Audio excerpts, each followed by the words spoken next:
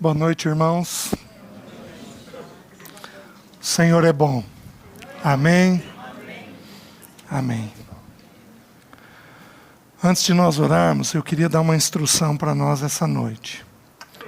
Nós vamos encerrar com esse versículo que eu vou citar agora. Mas eu gostaria que você ouvisse o estudo sobre essa perspectiva. Quando Jesus desceu do Monte da Transfiguração, ele se depara com um pai e um filho possesso por um espírito maligno. E nós vamos estudar no livro de Mateus, mas eu vou citar um versículo do livro de Lucas. Lá diz assim: traze-me o teu filho. Vamos falar juntos? Traze-me o teu filho. Nós vamos estudar sob essa perspectiva. Sobre o trazermos os nossos filhos à pessoa do Senhor. Ele pediu: traze-me o teu filho. Tá? Eu queria pedir que aqueles irmãos que se encontram na condição de sós, ou que não casaram, ou que não têm filhos, ou que são separados, ou que são viúvos, considerassem o estudo da seguinte maneira: nós, os casados com filhos, precisamos da ajuda de vocês em oração. Precisamos que vocês se coloquem na brecha pelos nossos filhos. Então gostaria que vocês ouvissem o estudo sob essa perspectiva. Dada essa instrução, vamos orar? Senhor, nós te agradecemos pelo teu amor.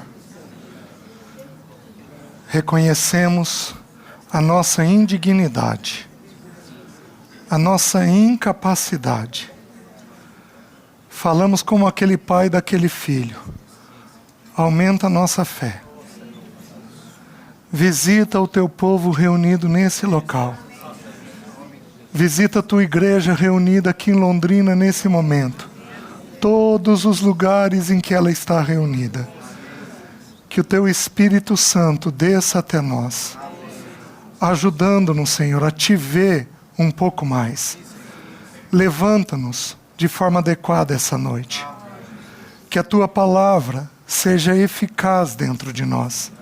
Nós oramos. Protegemos as crianças. Protegemos, Senhor, os jovens, os adolescentes. Protegemos os nossos em oração. Protegemos os professores. E pedimos um cuidado sobre as nossas vidas, para que o teu nome seja glorificado. Eu oro em nome de Jesus.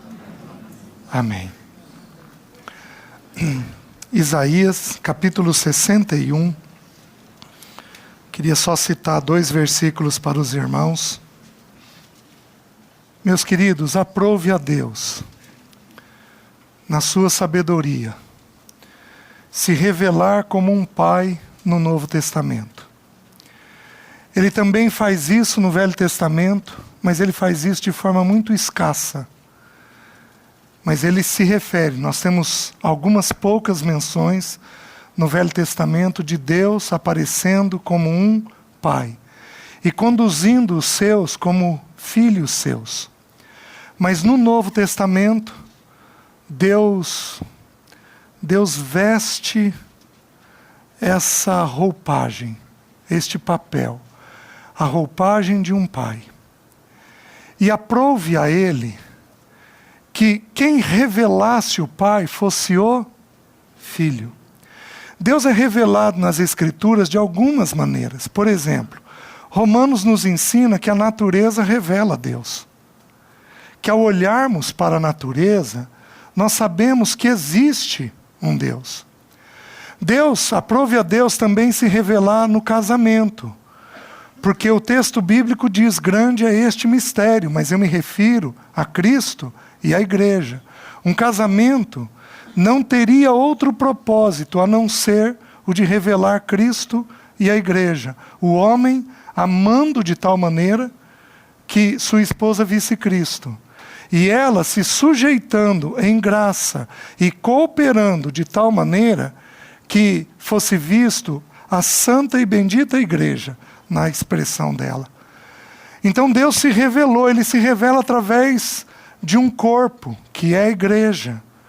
Mas a grande maneira, a maneira maior pela qual Deus apareceu nesta terra, foi através da expressão do seu Filho.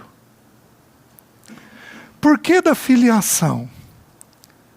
Porque pela filiação nós vemos o Pai. O Filho, ele existe para revelar a natureza do Pai. Se os meus filhos não viverem em conformidade à natureza que há dentro de mim, há alguma coisa indevida. O filho, ele não precisa ser o pai e a mãe, mas ele deve expressar a natureza do pai e da mãe. Esse é uma educação que nos é ensinada no Pai eterno e no Filho eterno. Então, Jesus falou para Filipe uma expressão muito simples. Por isso Jesus responde daquela maneira: Filipe, há tanto tempo eu estou com você e você não entendeu? Quem me vê a mim, vê ao Pai. Então a finalidade da filiação é revelar o bendito Pai, o Deus que habita nos céus, o Deus que resolveu se aparecer cuidando de filhos. Daí a importância do novo nascimento. Porque no novo nascimento nós deixamos de ser criação e passamos então a ser filhos de Deus. É plantada em nós a natureza desse Deus. Por isso, meus irmãos, há uma luta espiritual contra a filiação. A filiação, ela aparece de duas maneiras: uma espiritual e uma natural. Na espiritual, Satanás vem contra nós, como nós vamos ver daqui a pouco, tentando mostrar que nós não somos filhos. Que esse pai não cuida, que esse pai não protege, que esse pai não tem um futuro, que esse pai não vai intervir naquilo que nós temos necessidade. Satanás se levanta furiosamente contra a filiação espiritual nossa. Por quê? Porque ele sabe que através da nossa filiação, o Deus Pai é revelado nessa terra. Os irmãos estão entendendo? Mas existe uma segunda filiação, que é uma filiação natural dos nossos filhos, onde Satanás também se levanta contra eles. Porque se Satanás afastar os nossos filhos de nós, o depósito nosso do Senhor não é colocado sobre eles. E assim, o testemunho do Senhor nessa terra é roubado. Vou mostrar isso que eu estou dizendo para os irmãos em alguns textos bíblicos. Satanás então se levanta contra a nossa filiação e Satanás se levanta contra os nossos filhos. Ele é especialista. Quero mostrar isso para os irmãos já já. Deixa eu citar dois textos. Isaías 61, versículo 9. Olha o que diz. Aqui é um texto sobre as boas novas da salvação. Quando a salvação vem sobre nós e nossa casa. Olha o que acontece. Versículo 9. A sua posteridade, ou seja, os nossos filhos, será conhecida entre as nações. Os seus descendentes no meio dos povos. Todos quantos o virem, os reconhecerão como família bendita do Senhor. O Evangelho nos tocou de tal maneira, mas de tal maneira. Tocou um homem, tocou uma mulher, tocou seus filhos, que todos quantos o veem dizem o quê? Eles são família bendita do Senhor. O Evangelho não impacta um homem. O Evangelho não impacta uma mulher. O Evangelho impacta uma família. E Deus anseia por levantar um testemunho sólido e firme de um pai, uma mãe e seus filhos diante dessa nação. Para que as pessoas, ao olharem, digam: nossa, que trabalho bem feito. Digam assim: que família bendita do Senhor. Meu querido, mire isso. Porém, olhe o próximo texto, falando sobre a eternidade, Isaías 65. Olha o que diz. Não, 65, 23. Olha o que diz. Não trabalharão debalde, à toa, nem terão filhos para a calamidade, porque são a posteridade bendita do Senhor, e os seus filhos estarão com Ele. Meus queridos, nós não vamos aceitar outra coisa que não esse texto. Não terão filhos para a calamidade. Pelo contrário, seus filhos estarão com Ele, e estes filhos serão a posteridade bendita do... Satanás deseja arrancar o testemunho do Pai nessa terra, e ele o faz sobre os nossos filhos. O que a Bíblia ensina a respeito disso? Eu queria mostrar uma porção no Velho Testamento e uma no Novo. Abram em Êxodo, capítulo 5. Vou passar por isso muito rapidamente. Muitos irmãos já ouviram isso. A primeira vez que aparece que Deus trata o seu povo como um filho. Êxodo capítulo 4, versículo 22. Antes. Êxodo 4, 22. Olha a ordem que Deus deu para Moisés. Dirás a Faraó: assim diz o Senhor, Israel é meu filho, meu primogênito. Digo-te, pois, deixa ir meu filho para que me sirva. Mas se recusares deixá-lo ir, eis que matarei teu filho, teu primogênito. Meus queridos, nós sabemos na tipologia que o Egito tipifica o mundo, que Satanás é tipificado na pessoa de Faraó, e que Moisés é um tipo de Cristo, que é aquele que liberta os seus do mundo. Como que Deus olhou a nação de Israel? Olhou como um filho. E disse que ele seria liberto para que ele servisse ao Senhor. Então Deus dá uma ordem para Moisés: vai até Faraó. E você diz que o meu filho precisa sair livre. Meus queridos, Faraó tenta escravizar nossos filhos. Tenta escravizar no celular, tenta escravizar numa amizade, tenta escravizar num namoro, tenta escravizar num conceito errado de vida. Quantos cristãos, quantos filhos de cristãos, nessa polarização da nossa política, bandearam para conceitos indevidos, defendendo teses que a Bíblia não defende. Fizeram isso por quê? Porque há um forte ataque maligno tentando escravizar a mente dos nossos filhos. Você tem que entender que há uma batalha a ser vencida no que concerne aos nossos filhos. Moisés entrou nessa batalha. Moisés vai até Faraó, no capítulo 5, versículo 1 e 2, diz assim: depois foram Moisés e Arão e disseram a Faraó: assim diz o Senhor, deixa ir o meu povo, para que me celebre uma festa no deserto. Respondeu Faraó: quem é o Senhor para que eu lhe ouça a sua voz e deixe ir a Israel?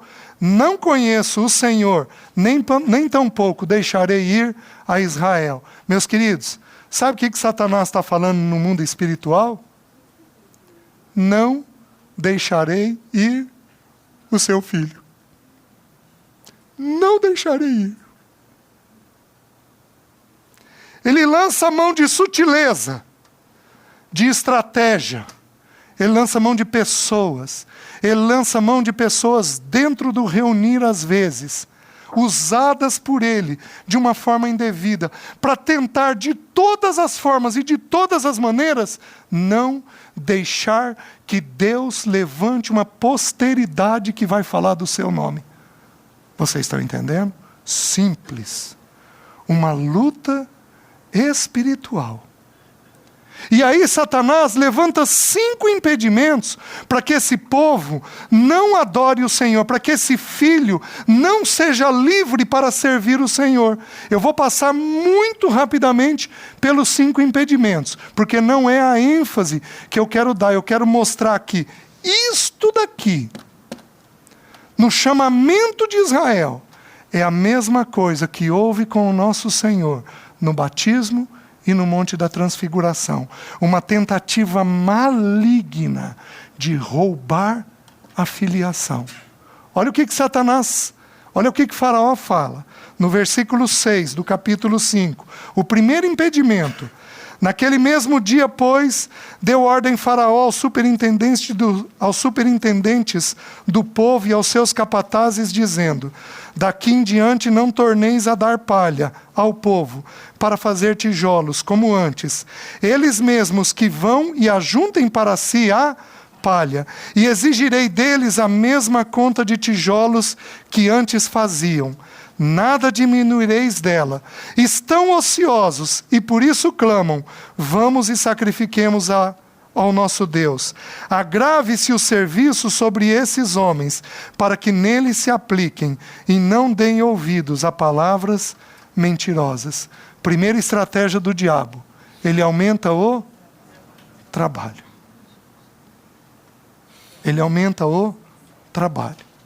Meus queridos, eu citei numa das 2 mensagens aí, ou eu citei no sábado à tarde, que saiu uma reportagem na revista Science, que é uma revista bem reconhecida, muito reconhecida, de ciência, com artigos muito significativos a nível de ciência. A Science disse que uma criança de 10 anos hoje possui informação que tinha um senador romano na época do Império. Nós enchemos a cabeça dos nossos filhos de informação. Que espaço sobra para o Senhor? Não, vamos pôr em período integral. Vamos encher a cabeça deles. Vamos roubar o tempo deles.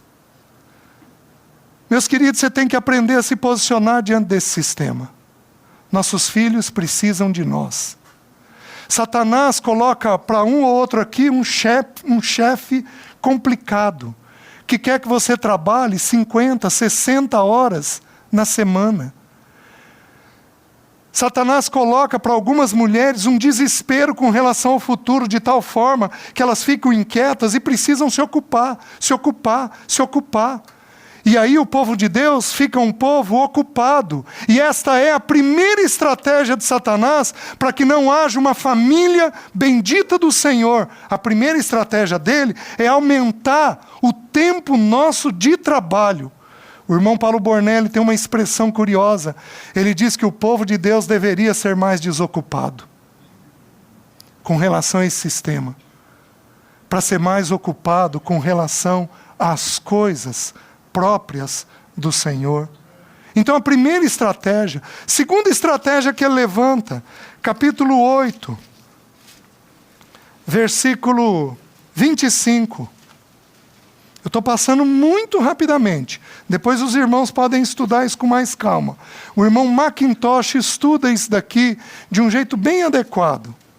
Diz assim: chamou o faraó a Moisés e a Arão e disse: ide, ofereceis sacrifícios ao vosso Deus nesta terra. Segundo impedimento que o diabo levanta para que a família não seja uma família bendita do Senhor. Quer que nós adoremos dentro do mundo. Sem ter distinção. a gente vem para a reunião da igreja tendo as mesmas práticas do mundo. Tem igrejas que nós temos luzes na frente. Tem jovens que se reúnem com globo. Tem músicas que são exatamente idênticas às do mundo. Então Satanás quer que a gente adore a Deus mantendo as práticas do mundo. Tem pais que mentem dentro de casa. Mentem às vezes com coisas grosseiras. Tem pais que roubam dentro das suas casas práticas do mundo, que não poderiam existir na nossa casa nunca, mas nunca. Você, ao estudar o Velho Testamento, ele vai terminar dizendo: então vereis outra vez a diferença entre o que serve a Deus e o que não serve, entre o que ama e o que não ama. Deus quer que o seu povo seja distinto, mas distinto do mundo. Nós não podemos ter práticas mundanas. Nossa TV, nosso celular, nosso WhatsApp não pode conter grupos mundanos. Não pode conter cenas que são do mundo. Se aquilo é um problema, você tem que sair daquele grupo, desligar aquilo. Se aquele programa de TV é um problema, você tem que desligar aquilo. Dá a tua TV durante um tempo. Dá ela para o irmão, que vai ter mais domínio que você. Fica sem ela durante um tempo. Dá teu celular, desliga, guarda. Fizemos isso quando criança, muitas vezes dentro de casa. Meu pai foi um homem ímpio. Ele entregou a sua vida ao Senhor no finalzinho da vida dele.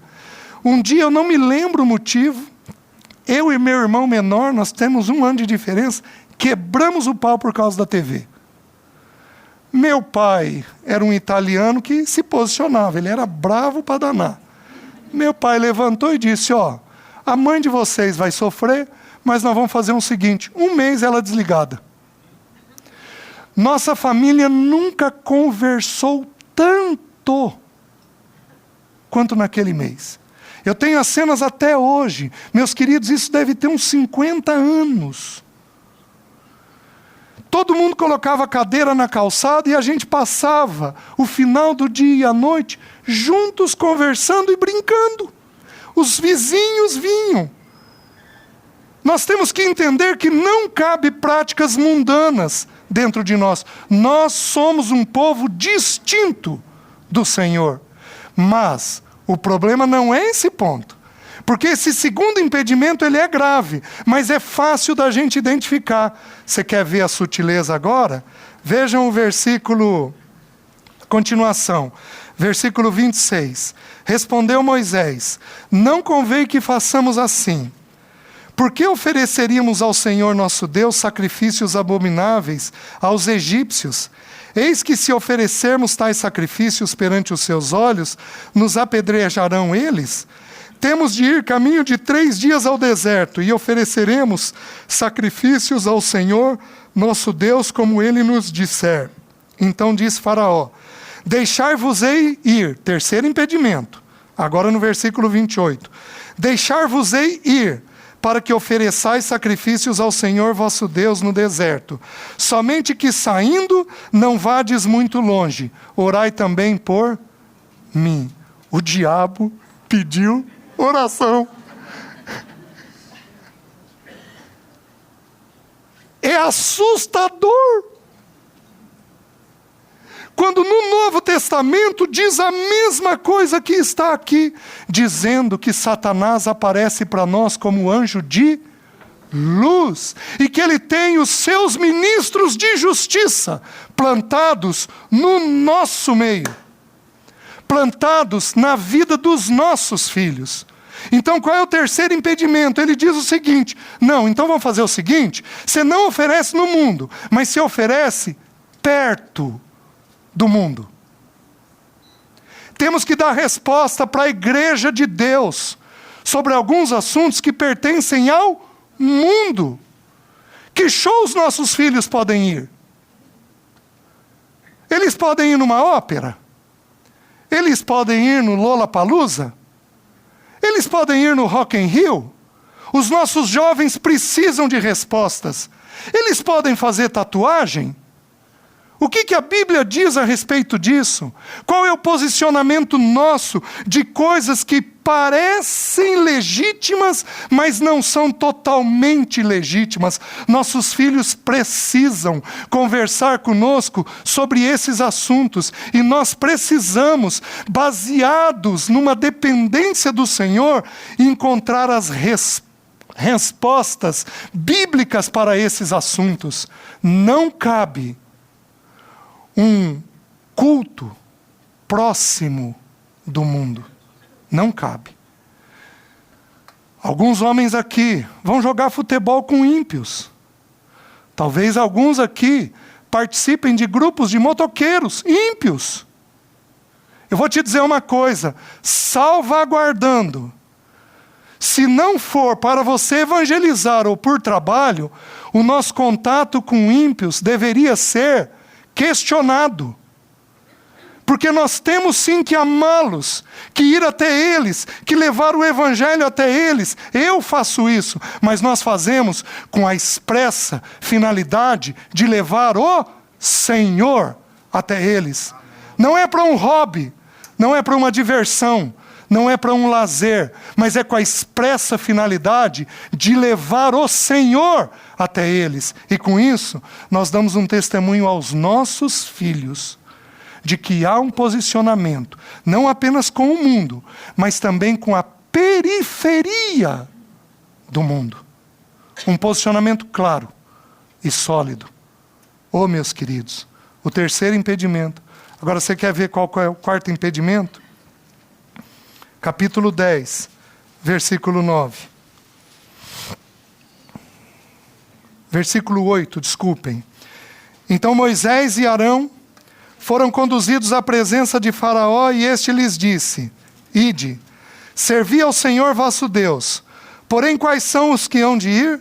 Respondeu-lhe Moisés: havemos de ir com os nossos jovens, e com os nossos velhos, e com os filhos, e com as filhas, e com os nossos rebanhos, e com os nossos gados havemos de ir, porque temos de celebrar festa ao Senhor. Queridos, nós vamos com os nossos. Amém. Nós não vamos sem os nossos. Nós não vamos sem os nossos. Nós vamos levar nossas criancinhas, nossos pré-adolescentes, nossos adolescentes, nossos jovens, nossos velhos. Eles irão conosco, porque eles são família bendita do Senhor. Nós vamos conquistar isso em oração. Nós levaremos os nossos, não ficará, como diz as Escrituras, uma unha para trás. Não ficará um filho, um neto nosso para trás. Nós levaremos os nossos juntos conosco. Eles não foram criados para a calamidade, mas eles foram criados para o Senhor e para estarem conosco. Os irmãos estão entendendo? Satanás diz para eles, versículo 10, replicou-lhe Faraó: seja o Senhor convosco, caso eu vos deixe ir, e as vossas crianças. Vede, pois, tende conosco más intenções. Não há de ser assim, e de somente vós os homens, e servi ao Senhor, pois isto é o que pediste. E os expulsaram da presença de Faraó. Meus queridos, Satanás, ele não quer. E aqui eu vou fazer um adendo, que vai aparecer lá no Novo Testamento. Vão só vocês os homens. Não incluiu a mulher, não incluiu os filhos, os jovens, não incluiu. Preste atenção, homens. Tá o caos que tá, porque falta homens. Tá o caos que está, porque falta homens. Isso virou tema da ciência. Mas não pode ser um tema no nosso meio. ou pelo menos um problema no nosso meio. Tem que ser um tema, mas não um problema. Falta homens que se levantem segundo o seu papel diante do Senhor. Então o quarto impedimento de Satanás é: teus filhos não vão. E aí ele levanta um último impedimento. Capítulo 10, versículo 24. Diz assim: então Faraó chamou a Moisés e lhe disse: ide, servi ao Senhor. Fiquem somente os vossos rebanhos e o vosso gado, e as vossas crianças também irão. Satanás tenta dizer que nós vamos servir ao Senhor sem o dinheiro. Meus queridos, isso daqui tem um custo. Vocês acham que não? Vocês acham que os irmãos que nos servem não precisam ser alimentados? Mas isso é um tema para uma outra ocasião, para falar sobre dinheiro. Eu iria começar com esse impedimento, se eu fosse falar sobre dinheiro. O dinheiro não é nosso, o dinheiro é do Senhor, e a obra do Senhor necessita de dinheiro. E nós vamos devolver ao Senhor tudo aquilo que Ele nos mandar devolver. Tudo o que Ele nos mandar. Ainda que vendamos tudo. O que Ele pedir é o que nós vamos fazer com relação ao dinheiro. Então, 5 impedimentos foram levantados para que esse filho não servisse a Deus. Está claro no Velho Testamento a luta espiritual? Porém, deixa eu mostrar isso agora no Novo Testamento. Mateus, capítulo 3, versículo 13. Por esse tempo, dirigiu-se Jesus da Galiléia para o Jordão, a fim de que João o batizasse. Ele, porém, o dissuadia, dizendo: eu é que preciso ser batizado por ti, e tu vens a mim? Mas Jesus lhe respondeu: deixa por enquanto, porque assim nos convém cumprir toda a justiça. Então ele o admitiu. Batizado Jesus, saiu logo da água, e eis que se lhe abriram os céus. E viu o Espírito de Deus descendo como pomba sobre ele. E eis uma voz dos céus que dizia: este é meu Filho amado, em quem me comprazo. Até aqui, já vamos ler mais uma porção. Há alguns elementos aqui. Nós temos o Pai e o Filho, porque a voz do Pai é ouvida. E nós temos a pessoa de Jesus sendo reconhecida como o Filho. Esse Pai reconhece Ele como um Filho. Nós temos o Espírito Santo de Deus descendo sobre a vida de Jesus. Qual é a importância do Espírito Santo de Deus aqui? E aí eu retomo ao estudo do primeiro dia, sobre a nossa língua e entristecermos ao Espírito com a nossa língua. Nós precisamos entender uma coisa: quem revela o Pai e o Filho é apenas o Espírito.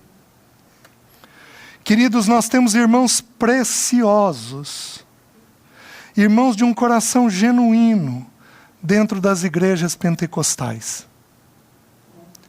Mas esses irmãos têm um equívoco. Eles procuram a obra do Espírito. Eles procuram o Espírito. E o Espírito, de acordo com as Escrituras, revela não a si mesmo, mas ele revela apenas o Pai e o... Onde o Espírito está presente, onde o Pai e o Filho são levantados. E eu enviarei, e Ele vos fará lembrar de todas as coisas que eu vos tenho dito.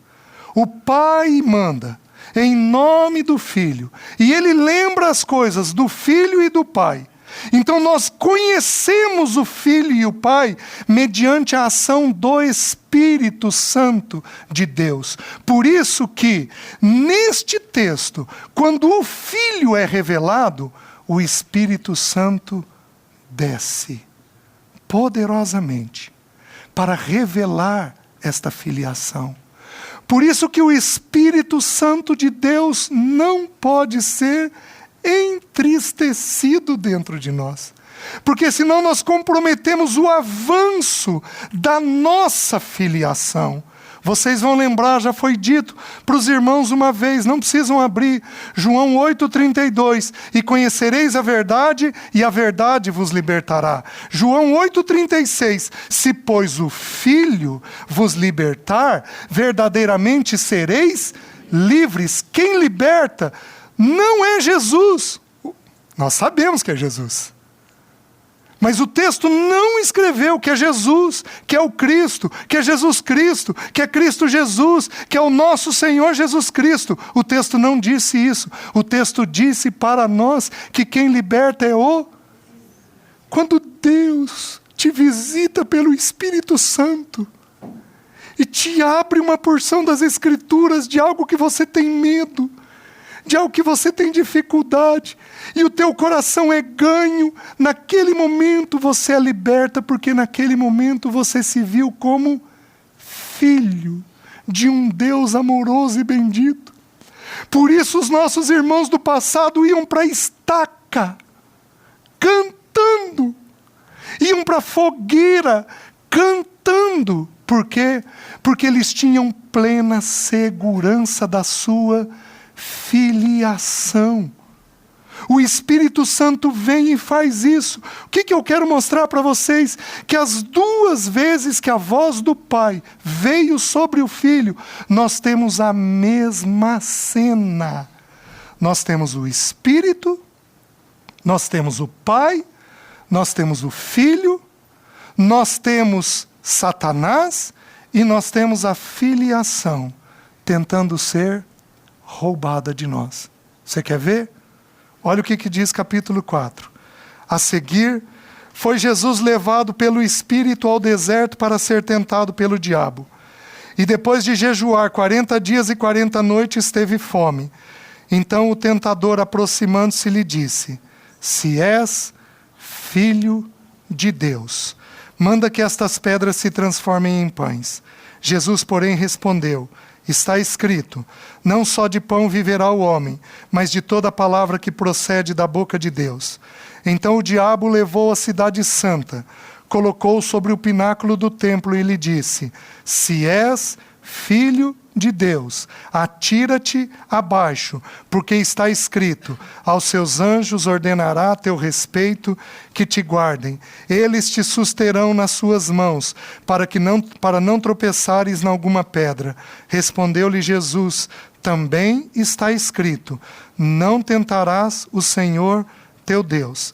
Levou ainda o diabo a um monte muito alto, mostrou-lhe todos os reinos do mundo e a glória deles, e lhe disse: tudo isso te darei, se prostrado me adorares. Então Jesus lhe ordenou: retira-te, Satanás, porque está escrito, ao Senhor teu Deus adorarás, e só a ele darás culto. Com isto o deixou o diabo, e eis que vieram anjos e o serviam. Meus queridos, toda vez que há um avanço espiritual na vida da gente, como houve na vida do Senhor, a voz do Pai foi ouvida, para ele e para todos. Satanás se levantará contra nós furiosamente. Furiosamente. Eu poderia te contar algumas experiências. Eu vou contar uma apenas. No início do meu casamento, já tinha o André apenas. Eu passei por um momento de confissão com a Alessi dos meus pecados e a obra do Senhor avançou dentro de mim. Achei um ponto de quebrantamento, tive uma atitude adequada de arrependimento. Fomos para a reunião da igreja, isso já tinha passado alguns dias, esse quebrantamento, eu em paz, com Deus, com a Alessi, com tudo em ordem. Voltei da reunião. Todos nós aqui teríamos experiências desse tipo. Voltei da reunião, fui fechar a porta de casa. O Espírito falou ao meu coração: ore para que Satanás não te incomode. Eu falei: que coisa. Continuei fechando. Uma segunda vez: ore para que Satanás não te incomode. Falei, isso deve ser da minha cabeça. Uma terceira vez, ore para que Satanás não te incomode. E eu parei tudo e orei. Coloquei minha casa diante do Senhor, coloquei meu ambiente familiar diante do Senhor, coloquei minha vida, da Alessi, do André. O André tinha um pouquinho mais de 2 anos. Passado uns 20 minutos, vem o André. Papai, papai, papai. Au, au. Au, au. Falei, como assim, menino? Não tinha bicho de pelúcia, não tinha cachorro, não tinha nada. Papai, papai, au, au. Aí, eu entendi tudo. Falei, me leva até lá. Ele me levou no meu quarto. Eu morava no 4º andar. Cadê o au, au? Na janela. Do lado de dentro ou do lado de fora? Meus queridos, sou eu que estou contando para vocês. Do lado de dentro ou do lado de fora? Do lado de fora. Quantas vezes eu tive que orar para sair aquilo? 3. Por quê? Porque eu tinha vivido 3 vezes a experiência de ter que ouvir o Senhor. Levei tempo para ouvir o Senhor. Depois de um tempo de oração, na terceira vez que eu orei, repreendendo, levei o André até a janela. Perguntei, cadê o au, au? Ele falou, na rua. A obra do Senhor avança. E Satanás se levanta furioso contra nós. Porque ele não quer que nós sejamos filhos de um pai bendito. Vou contar uma segunda experiência. Eu cuidava de um grupo familiar. Como os irmãos aqui se reúnem, algumas famílias, no meio de semana, eu cuidava de um grupo familiar. E uma pessoa que eu conheci na época da faculdade, bem complicada, ele estava no grupo. E o filho dele não dormia. Não dormia. Não conseguia dormir em casa. E naquela noite nós falamos do Senhor e a esposa dele, uma pessoa querida, entregou a vida ao Senhor. Se converteu, nós orávamos por eles há um tempo e ela se converteu.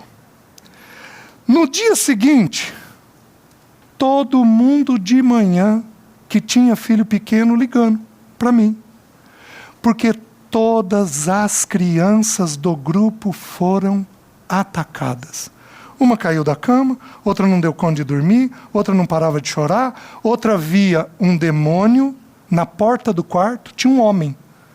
Papai, tem um homem na porta do quarto. Falou para mim. Por quê?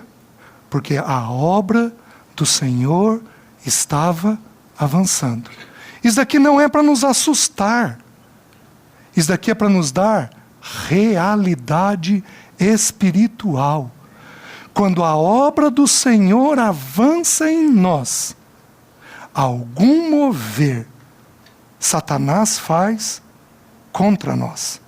Os irmãos estão entendendo? Nós estamos tendo um fim de semana abençoado. Vocês estejam certos de que ou eu, minha casa, ou os líderes, ou alguns da igreja serão atacados este fim de semana. Como é que eu sei isso? Porque a Bíblia diz que quando o Pai se revela sobre nós, quando a obra do Filho se revela sobre nós, o Espírito Santo de Deus nos toma pela mão, nos protege, mas Satanás vem contra nós. Ele vem contra os adultos aqui, porque aqui veio contra Cristo, mas veio contra Cristo tentando tirar o quê? Das 3 tentações, 2 começam assim: se és, Satanás vai tentar pôr dúvida,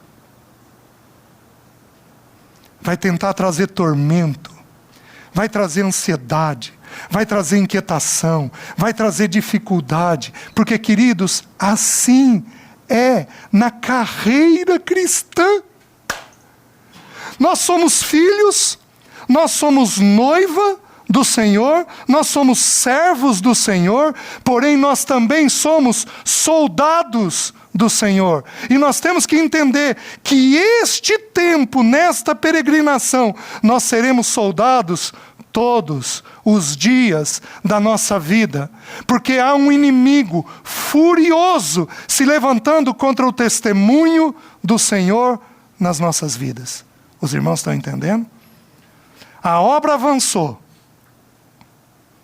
Nós vamos ter ataques. Para você não achar que isso daqui é um exagero do texto, vamos para Mateus 17. Dá uma olhadinha. A segunda vez que a voz do Pai é falada. É ouvida, desculpa. Olha o que diz.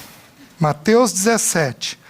6 dias depois, tomou Jesus consigo a Pedro e aos irmãos Tiago e João e os levou em particular a um alto monte. E foi transfigurado diante deles. O seu rosto resplandecia como o sol, e as suas vestes tornaram-se brancas como a luz. E eis que lhe apareceram Moisés e Elias falando com eles.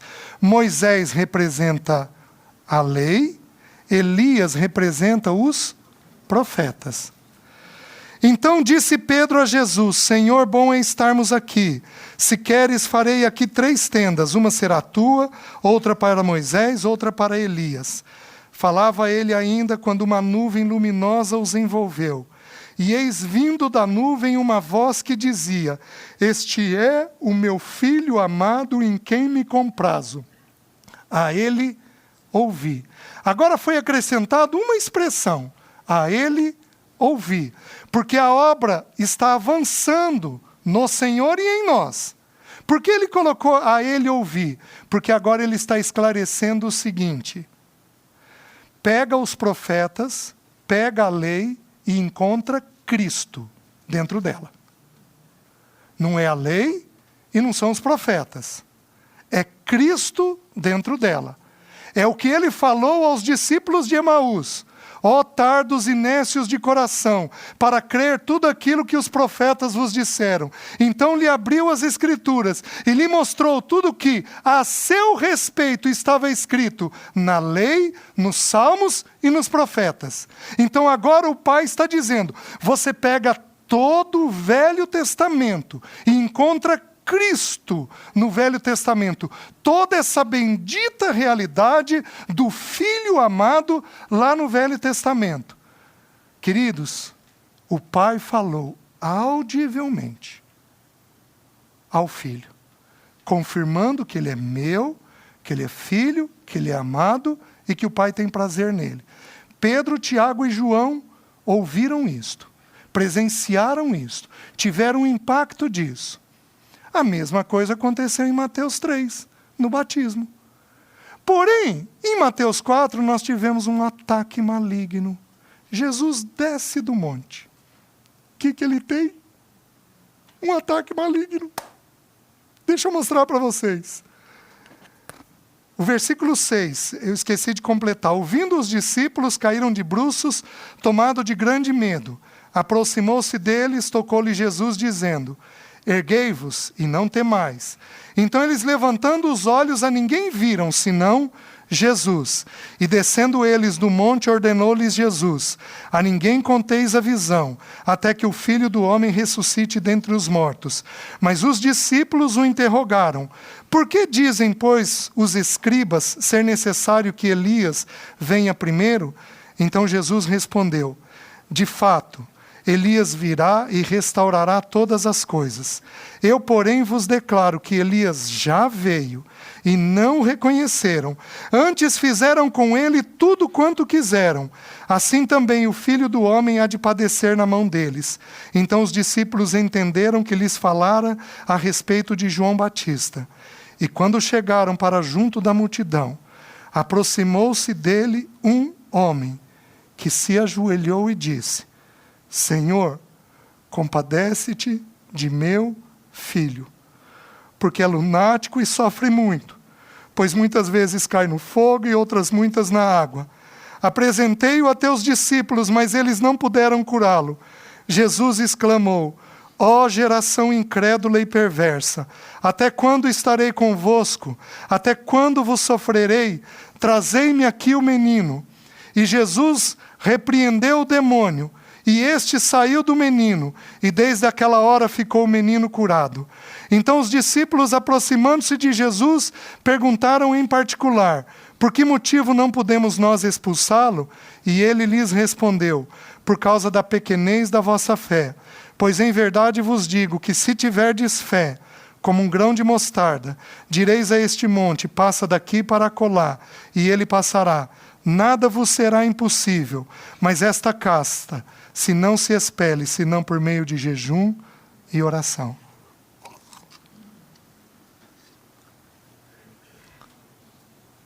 Não é a mesma coisa? Só que no primeiro texto, o ataque maligno foi contra um adulto. A filiação espiritual. No segundo texto, o ataque é contra uma filiação natural. Mas é a mesma coisa. Meus queridos, acredite em mim. Se você anseia crescer no Senhor, Satanás se levantará. Em primeiro lugar, contra você. Em segundo lugar, contra os seus filhos. O que nós temos de comum aqui? Nós temos em comum que o Pai e o Filho aparecem no Monte da Transfiguração. Porém, quem que revela o Pai e o Filho? O Espírito Santo. O Espírito Santo apareceu? Não. Porém, quem que revela o Pai e o Filho? O Espírito Santo. Porque esta é a natureza do Espírito Santo. Ele é discreto na Trindade. Ele é Deus. Ele é o próprio Deus. Lá em Ananias e Safira, Pedro falou com Safira: por que você mentiu ao Espírito Santo? Porque o Espírito Santo é Deus. Porém, ele é discreto, revelando o Pai e o Filho. Nós temos um avanço na obra, na vida daqueles três personagens, Pedro, Tiago e João. Porém, meus queridos, nós temos mais algumas coisas em comum. Nós temos agora um filho e nós temos oração e jejum. Porque esta casta não se espelhe senão por meio de oração e jejum. Sabe o que os nossos filhos têm necessidade de nós? Oração e jejum. Por quê? A finalidade aqui não é fazer um estudo sobre jejum. Mas eu preciso mencionar pouquíssimas coisas bem rapidamente. O jejum é fome de Deus. Você jejua porque você tem fome. Você tem fome de Deus. Você tem tanta fome de Deus que você abre mão de alimentar o seu corpo físico. Não existe aquele jejum de Daniel que o povo prega por aí. Vou jejuar de açúcar. Você quer fazer uma dieta, mas você espiritualiza a coisa. Vou jejuar de Coca-Cola. Daniel não jejuou. Daniel se posicionou diante das comidas do mundo. É muito diferente. O que é o jejum? O jejum é, ao invés de alimentar o meu corpo, eu vou alimentar o meu espírito. O tempo que eu teria no café da manhã, eu não vou ter tomando café, eu vou entrar no quarto, abrir a palavra, pôr meu joelho no chão e gastar tempo diante do Senhor. Meu horário de almoço eu vou fazer a mesma coisa. Meu final de dia eu vou fazer a mesma coisa. Você pode jejuar uma refeição, você pode jejuar um dia e entregar no final do dia. Você pode jejuar alguns dias, se você quiser. Esses dias eu conheci um irmão que jejuou por 40 dias. Teve um outro que jejuou por 40 dias e ele entregava todo fim de dia. ele fazia uma pequena refeição no fim do dia, ele não dava conta de fazer de forma ininterrupta, ele não conseguia, porém ele jejuou dessa maneira. Por que nós jejuamos? Nós jejuamos por 3 motivos nas Escrituras. O primeiro, quando o ouvido nosso tem que ser apurado. Por que jejuam os teus discípulos? Por que jejuam os discípulos de João e os teus discípulos não jejuam? Perguntaram a Jesus. Jesus respondeu assim: pode porventura o amigo do noivo jejuar enquanto o noivo estiver presente? Dias virão, entretanto, em que o noivo será tirado. Nesses dias jejuarão. Tem um irmão, por exemplo, que diz que nós temos que jejuar para a vinda do Senhor, quando o noivo for tirado. Eu vou colocar isso de uma maneira um pouquinho diferente. Tem ocasiões em que a voz do noivo está longe. A gente não consegue discernir com clareza o que o Espírito está comunicando a nós. O que nós fazemos? Jejuamos. Para apurar o ouvido. Para ter clareza de como agir em determinadas situações. Primeiro motivo. Segundo motivo está aqui. Numa batalha espiritual. Porque esta casta não se expele senão por meio de oração e jejum. Deixa eu contar uma outra experiência. Meus irmãos, eu estou sendo um irmão. Eu estou pregando Cristo. Eu não estou levantando a mim mesmo. Eu estou como um irmão mostrando para vocês experiências como eu ouço de muitos irmãos. Tá? Eu voltei a viajar esse ano. E eu fui para um encontro com os irmãos em Contagem. Estou contando para vocês, não contei lá. Meus queridos, na semana do encontro, eu nunca tive problemas tão grandes na clínica com pessoas que me são tão importantes. 3 casais, queridos, preciosos, que eu cuido, mas que eu cuido como se fossem filhos. 3 casais jovens tiveram uma briga monstruosa do nada. Mas do nada. Do nada.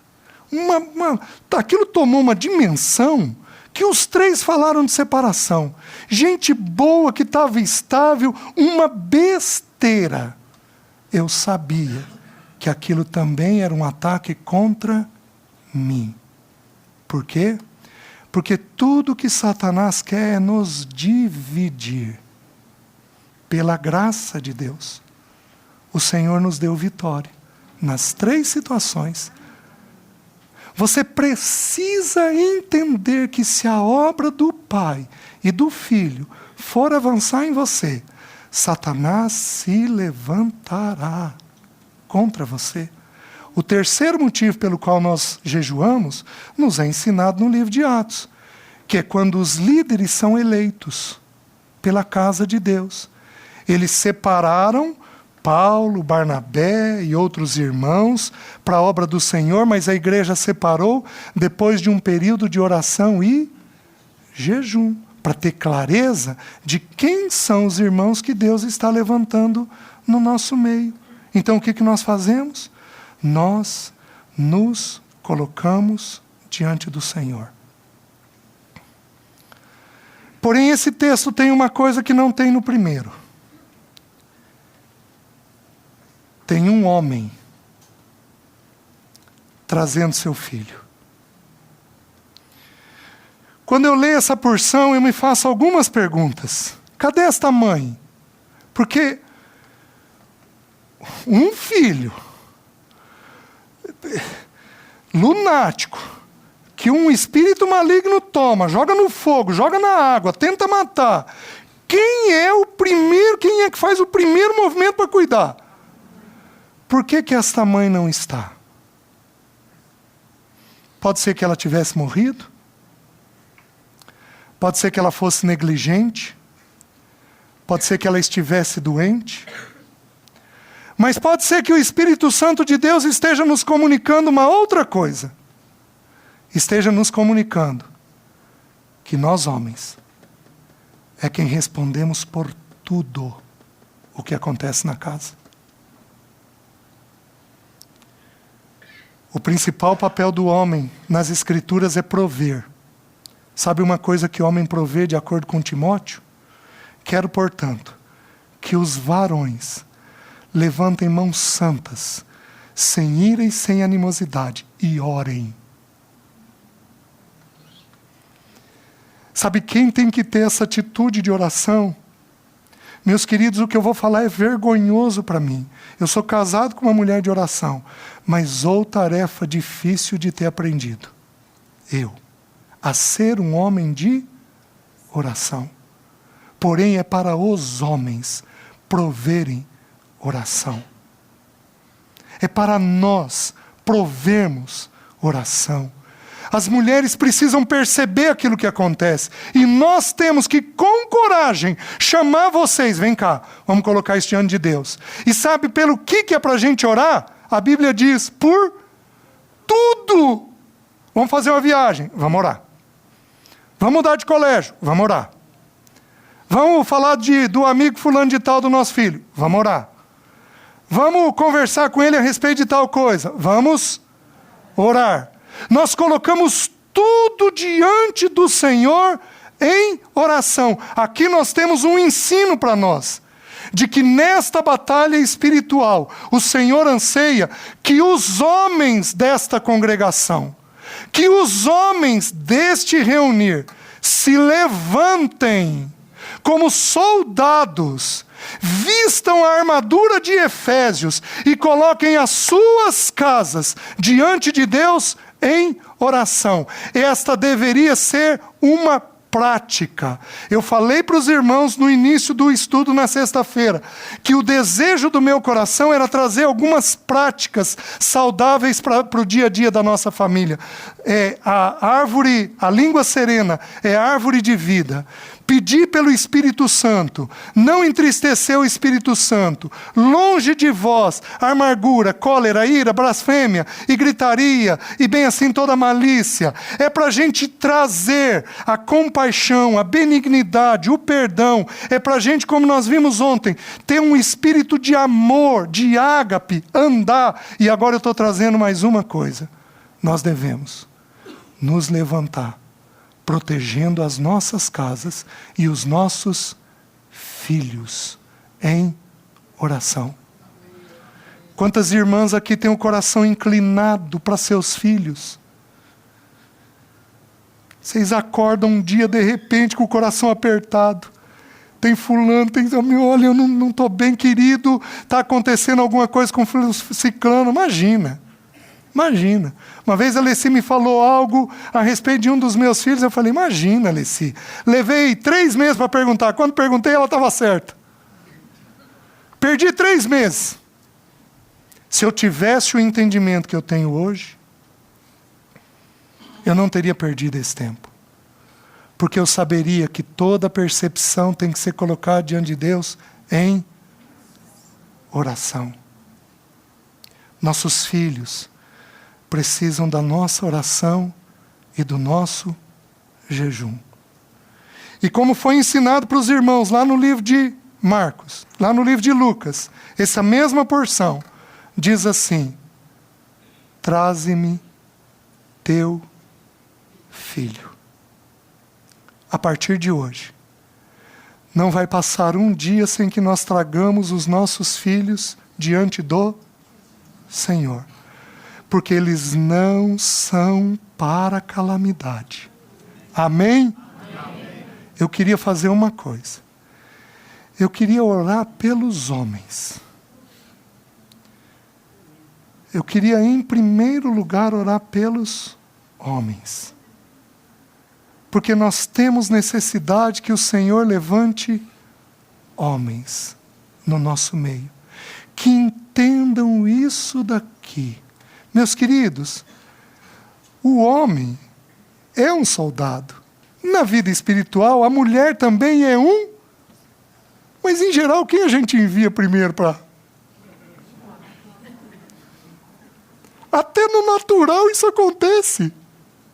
Quem que deveria se levantar em primeiro lugar? Se a tua casa estiver sendo assaltada, quem que vai levantar em primeiro lugar? Eu espero que seja você. Se até no natural isso ocorre, como nós não vamos fazer isso no espiritual? Não que as mulheres não sejam soldados também diante do Senhor, porque para o que concerne da vida íntima com o Senhor, não há distinção para homem e para mulher. Todos nós temos as mesmas atribuições, mas, meus queridos, falta-nos homens. Então eu vou pedir uma coisa. Eu vou pedir que você se coloque de joelho, se você tiver condições. E eu vou pedir para quem estiver perto de você, tua esposa, um irmão, uma irmã, coloque a mão sobre você, em oração. E eu queria orar por nós, homens. Pode ser? Vamos lá, todos nós, por favor. Inclusive os jovens, que são homens. Vou pedir para os homens se colocarem de joelho. As irmãs não precisam. Vamos orar? Isso. Aleluia. Oh, aleluia. Aleluia, Senhor. Senhor, tem misericórdia de nós. Nossos filhos têm sido atacados, Senhor. E nós temos descuidado deles. Tem misericórdia de nós, Senhor. Te pedimos perdão, porque o Senhor não tem encontrado em nós um homem que se coloca na brecha. Tem misericórdia de nós. Perdoa o nosso pecado. E visita todos aqueles irmãos que estão aqui. Todos aqueles homens que estão aqui. E em nome de Jesus, derrama sobre eles uma porção dobrada do teu Espírito. Derrama sobre eles um espírito de poder, de ousadia, de moderação, como Paulo orou a Timóteo. Derrama sobre eles poder, autoridade, moderação, amor, submissão a Ti. Visita esses irmãos que se colocam aqui de joelhos, desde os jovens, Senhor, que estão aqui. Vai formando neles Josués. Vai levantando, Senhor, Josués no meio desse povo, em nome de Jesus, para que o teu testemunho seja sólido na tua casa, Senhor. Eu lembro dos meus filhos, eu coloco o André, eu coloco a Jéssica, eu coloco os nossos filhos que não estão aqui, eu apresento eles. Eles não são para a calamidade, Senhor, eles são teus, eles são posteridade bendita do Senhor. Eu peço que o Senhor os visite onde eles estiverem, trazendo sobre eles o teu poder. Limpa deles toda a confusão mental, protege-os do pecado, guarda a vida deles no Senhor. Vem com profunda autoridade sobre a vida nossa e dos nossos filhos, Pai, para que o teu nome seja profundamente edificado no nosso meio. Nós clamamos por isso, pedimos perdão mais uma vez, e pedimos que o Senhor nos dê graça e condições de permanecermos assim diante do Senhor. Senhor, nós nos sujeitamos a Ti e resistimos a Satanás, certo que ele vai fugir de nós, porque a Tua palavra assim o ordena. Nos visita, para que o Teu nome seja glorificado. Nós oramos em nome de Jesus. Amém.